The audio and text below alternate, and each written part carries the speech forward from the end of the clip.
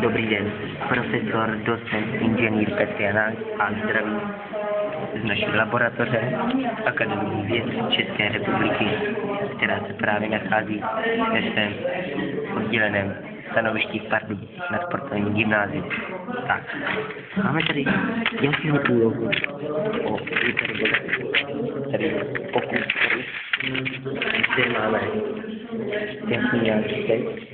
A chtěl bych poprosit naše diváky, jestli by nám nepomohli s malým problémem, jak najdeme body průniku hyperboly.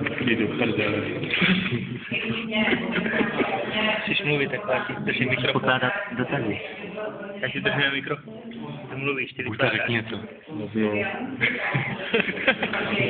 Chtěl bych pozdravit svoji rodinu, naši kluky z fotbalu, že jsme vyhráli. Co váš pan otec, kde se momentálně nachází? Jen mezi námi. Interpol ho nedostal. Živýho nedostanou? Živýho ho nedostal.